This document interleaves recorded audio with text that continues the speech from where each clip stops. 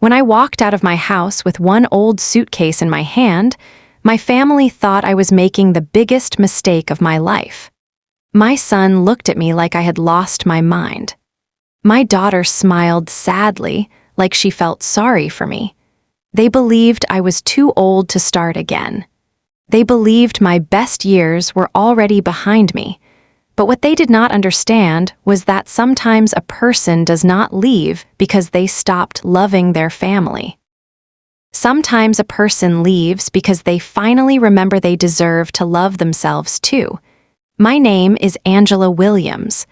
I was born and raised in a small town in Georgia, and for most of my life, I was the woman everyone depended on. I was a mother. I was a wife. I was the person who made sure everyone else was okay. For more than 30 years, my home was always full of noise. The sound of children running through the hallway, the smell of food cooking in the kitchen, the laughter of family members sitting around the dinner table. Those were the moments I lived for. I never wanted a big house. I never wanted expensive things. All I wanted was a family that loved each other. And for a long time, I believed I had that. I married my husband, Michael, when I was 24 years old. We did not have much when we started. We lived in a small apartment with old furniture and a kitchen that barely had enough space for 2 people. But we were happy. We built our life slowly. When our son David was born, I remember holding him in my arms and promising myself that I would give him everything I never had. A few years later, our daughter Jasmine came into our lives. Those 2 children became my entire world. I worked long hours at a local office. I came home tired, but I still cooked dinner. I helped with homework. I attended school events. I stayed awake at night when they were sick. I was the mother who never said no. If my children needed something, I found a way. Even when money was tight, I made sacrifices. Even when I was exhausted, I smiled, because that is what mothers do. At least, that is what I always believed. But after my husband passed away, something slowly changed inside my family. The house became quieter. The children grew older. They built their own lives. And little by little, I started feeling like a guest in the home I helped create. David became busy with work and his own family. Jasmine moved to another city and only called when she had time. I understood. Children grow up.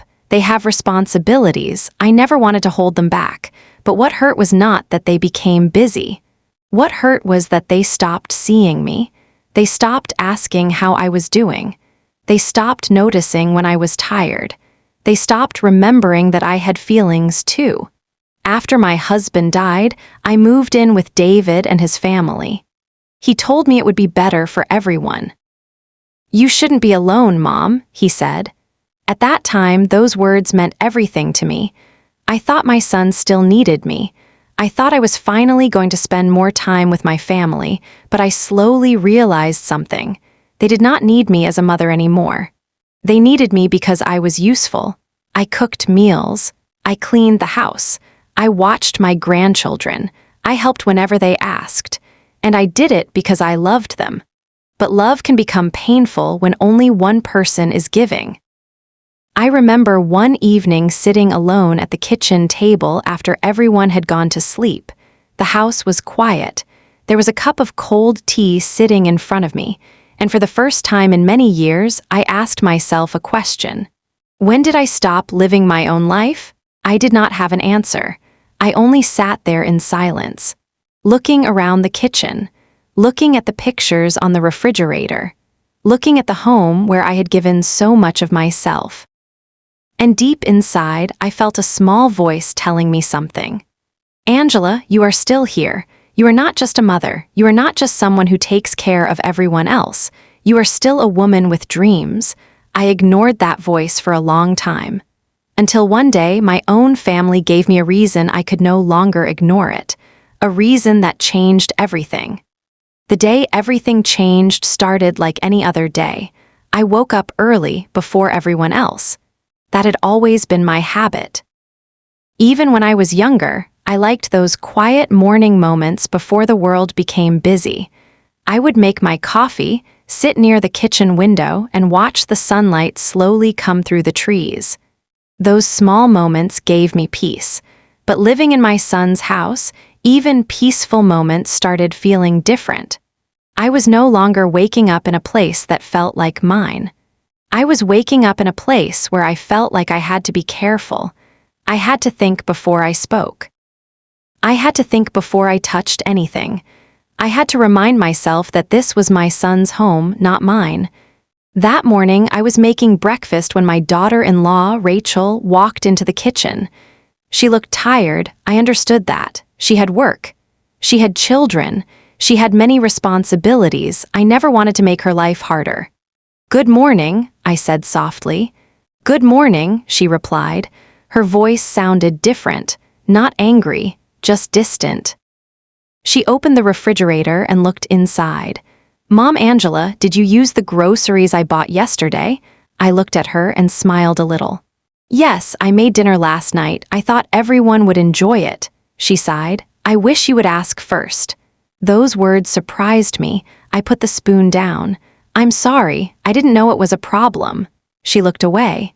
"It's just that things are changing around here." I did not understand what she meant, but I felt something inside me become heavy. Later that day, I heard my son and Rachel talking in the living room. I was not trying to listen.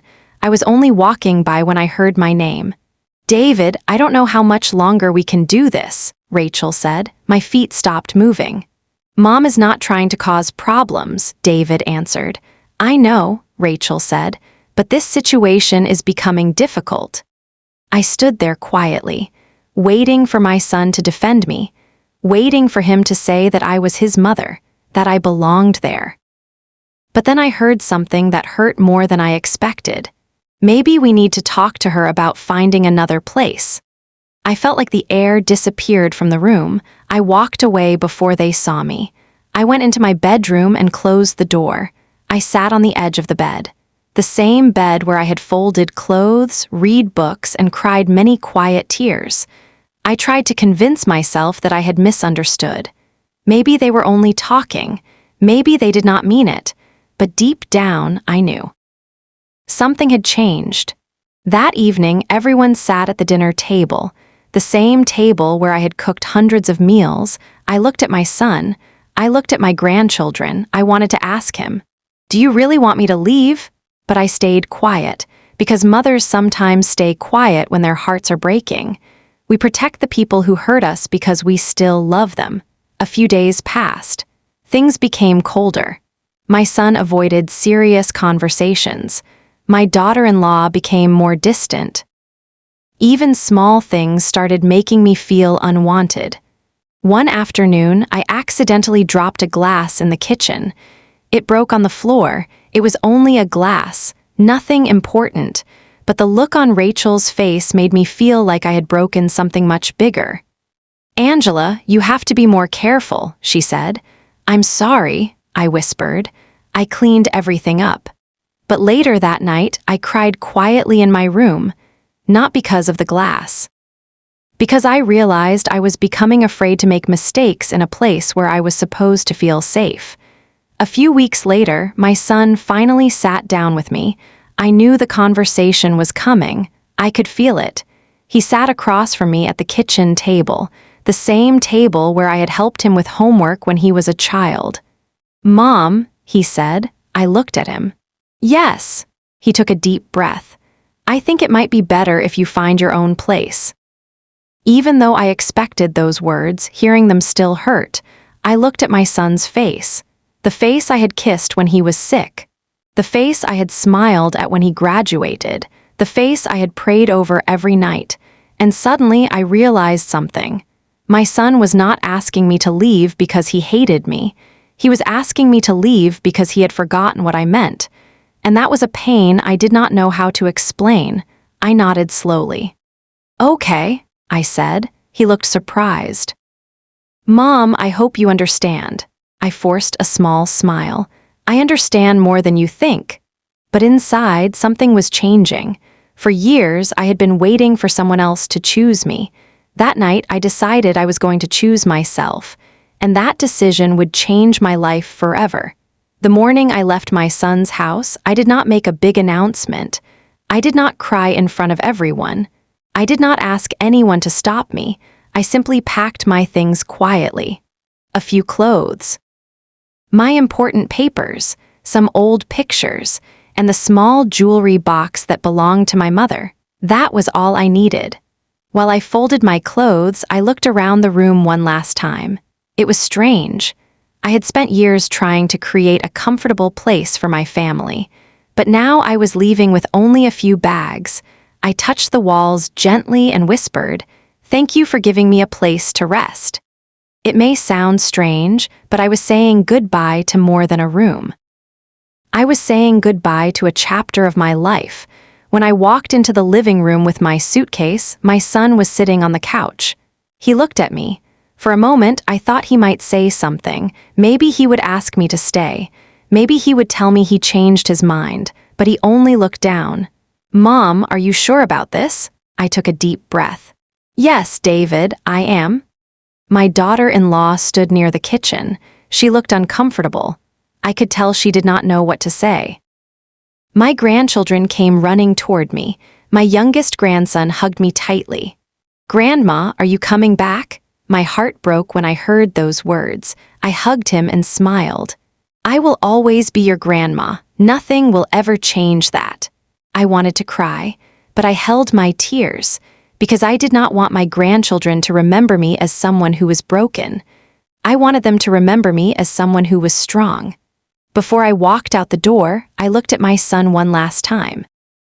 "I love you," I said. He nodded quietly. "I love you too, Mom."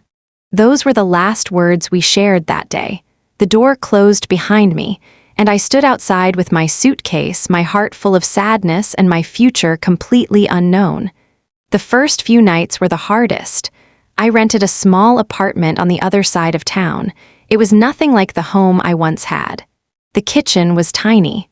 The living room only had a small couch and an old table. The walls were plain. There were no family pictures hanging anywhere, but it was mine. For the first time in years, I had a place where I did not feel like I was in someone's way. I remember sitting on the floor the first night because I had not bought furniture yet. I ate a simple dinner from a paper plate, and strangely, I smiled. It was not because everything was perfect. It was because I finally had a chance to build something for myself. The next few weeks were not easy. I had moments where I wanted to call my son. I wanted to hear his voice. I wanted to ask if he missed me. But every time I picked up the phone, I stopped. I realized something important. I could not spend my whole life waiting for someone else to realize my value. I had to believe it myself first. So I started small. I joined a community center near my apartment. There, I met people who became friends. I started helping with a cooking program for elderly people in the neighborhood. I had always loved cooking. For years, I cooked because my family needed me. Now I cooked because it brought me joy. People began telling me they loved my recipes. They told me my food reminded them of home. Those simple words meant more than they knew. Slowly, I started feeling like Angela again, not just David's mother, not just someone's grandmother. Angela, a woman with dreams, a woman with talents, a woman who still had something to offer the world. Months passed, then a year. I started saving money. I took a small business class at the community center. The idea seemed impossible at first. A woman my age starting something new, that was the kind of thing people laughed at. But I remembered the day my family laughed when I left. And I remembered the promise I made to myself. I would never again let someone else decide what I was capable of. Little by little, my small dreams started becoming real. And I had no idea that one day, the same people who watched me leave would look at me with completely different eyes. I never expected my life to change so much after leaving my son's house. At first, I thought I was only trying to survive. I was trying to pay my bills. I was trying to adjust to being alone. I was trying to understand who I was without spending every day taking care of someone else. But slowly, something beautiful started happening. I began discovering parts of myself that I had forgotten. The woman who used to dream, the woman who wanted to create something, the woman who believed that age was not the end of a story, it was the beginning of a new chapter. My cooking business started with just a few small orders. People from the community center would ask me to prepare meals for family gatherings. Then their friends started asking. Then their neighbors. Before I knew it, my little kitchen was filled with the smell of fresh bread, homemade meals, and new possibilities. I named my small business Angela's Kitchen. It was not a fancy restaurant. It was not a big company. It was just me, my recipes, and the love I put into every meal, but people connected with it. They told me my food reminded them of their mothers. They told me it made them feel comfort. And that meant everything to me. One afternoon, a young woman who ordered food from me said something I never forgot. "Ms. Angela, you don't just make meals, you make people feel cared for." When she said that, I felt tears in my eyes, because for so many years I had wondered if everything I gave to others mattered. That day, I realized it did. Even when people did not appreciate me, my kindness still had value. 2 years passed. My small business grew. I moved into a bigger apartment. I bought new furniture. I even created a little corner near my window where I could sit every morning with my coffee. It was a simple thing, but I loved it. Because every morning I looked around and reminded myself, I built this. Not because someone gave it to me, not because someone allowed me to have it. I built it. Then one day, something unexpected happened. I received a phone call from my daughter, Jasmine. I had not spoken to her properly in months. She had sent a few messages, but our relationship was not the same. When I saw her name on my phone, I just stared at the screen. A part of me wanted to answer immediately. Another part of me remembered the pain I felt when my own family let me leave. Finally, I answered. "Hello?" There was silence on the other end. Then I heard her voice. "Mom." Something about her voice sounded different. She sounded emotional. "Hi, sweetheart," I said. For a moment, neither of us knew what to say. Then she whispered, "I saw your name online." I was confused. "What do you mean?" She explained that someone had written an article about my small business. A local magazine had shared my story. They talked about a woman who started over later in life and built something meaningful. They talked about my cooking, my journey, my courage. I did not even know the article existed. I had never done it for attention. I only did it because I wanted to create a life I could be proud of. Jasmine started crying. "Mom, I am sorry." Those words were simple, but they carried years of pain. I closed my eyes. I had imagined this moment many times. I imagined my family realizing they were wrong. I imagined them apologizing. But when it finally happened, I did not feel angry. I only felt sadness, because I knew we had lost time we could never get back. "I missed you," she said. I took a deep breath. "I missed you too." We talked for a long time that day. She told me she was proud of me. She told me she wished she had understood what I was going through. Before we ended the call, she asked, "Mom, do you think we can fix things?" I looked out the window at the life I had built, the life I created after everyone thought I had nothing left, and I answered honestly, "I think we can try." But I also knew something important. Forgiveness does not mean forgetting, and love does not mean losing yourself. A few weeks later, I received another message. This time from my son, David. And those words changed everything. The message from my son came late at night. I was sitting near my window with a cup of tea in my hands, the same place where I had spent many quiet mornings thinking about my past and wondering what my future would look like. When I saw David's name on my phone, my heart became heavy. For a moment, I just stared at the screen. I remembered the day I left his house. I remembered holding my suitcase. I remembered the silence after the door closed behind me. Those memories still hurt, but I also remembered something else. I remembered the woman I became after that pain. I opened the message. It was short. "Mom, can we talk?" I sat there for a long time before answering, not because I did not love him. I loved him more than anything, but because I had learned something important. Love should not mean allowing someone to hurt you again and again.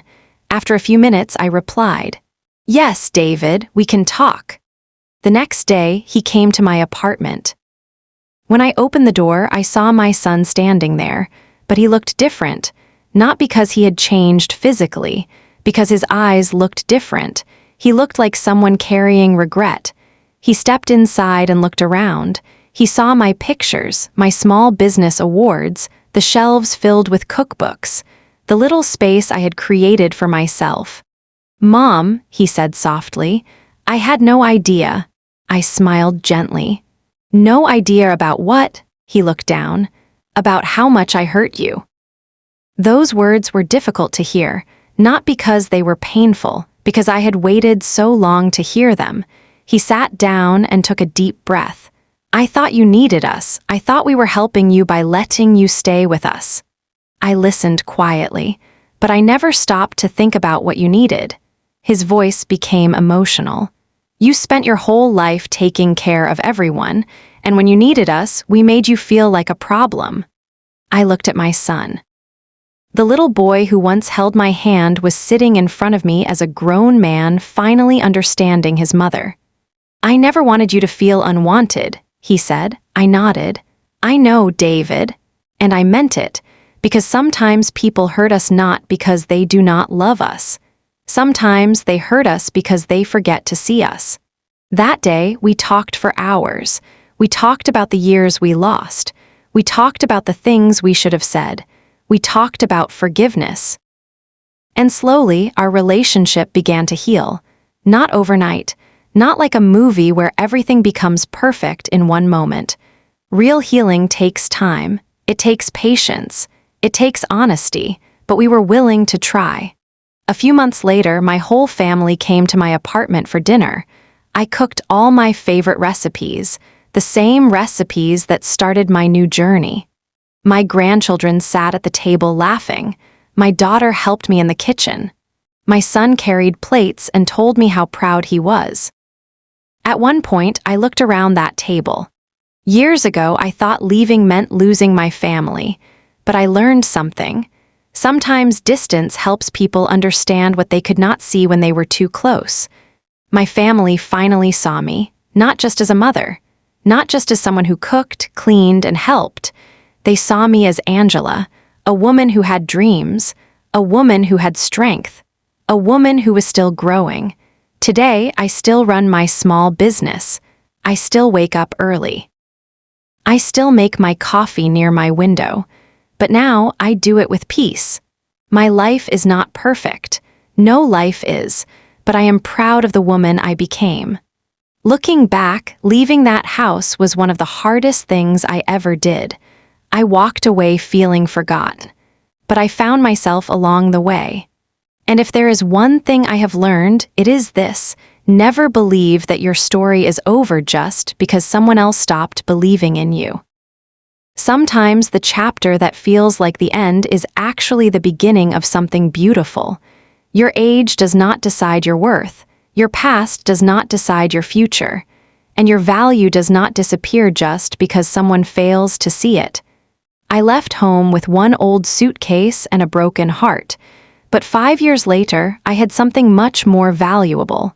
I had confidence. I had peace. I had purpose. And most importantly, I had myself again.